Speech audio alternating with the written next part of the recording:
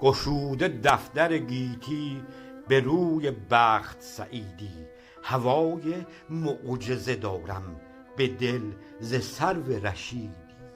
تمام هستی و جانم فدای چشم نگاری که وصف ماه رخش را ز هیچ کس نشنیدی.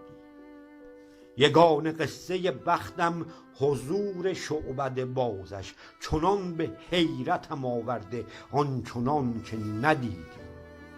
یمین و جنب یسارم گرفته عطر گلی را که هیچ باغ ندارد مثال او دم عیدی. طواف دور سرش را به حج بیت نبخشم، چو ثبت گشته در این قاعده مراد و مریدی.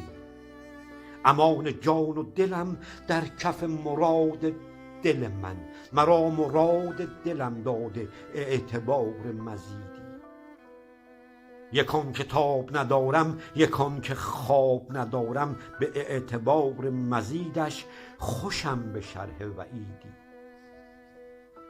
فروغ روی مه دلبری که جان بفروزد، عزیز باشدم از اختیار بخت سپیدی.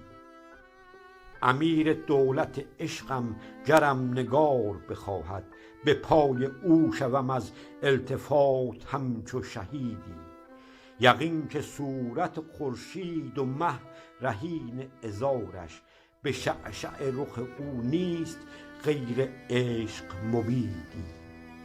رها مکن کفم از دستت ای فریب دل و جان، که از اعتبار وفایت به جان و دیده حمیدی.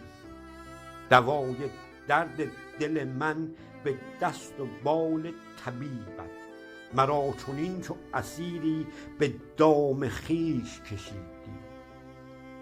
به یاد و خاطره هایی که خواب خوب و خوشم شد، مرا به حسن و کرم ده ز وصل خویش نویدی.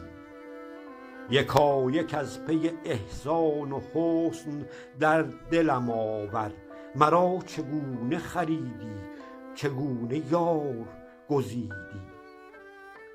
لبت حکایت قند است و جان من به حلاوت، به خویش پرسدم این لعل لب چگونه گزیدی. اگرچه حس دعایی اگرچه نور خدایی، منم که طالب عشقم که ام به خویش کشیدی.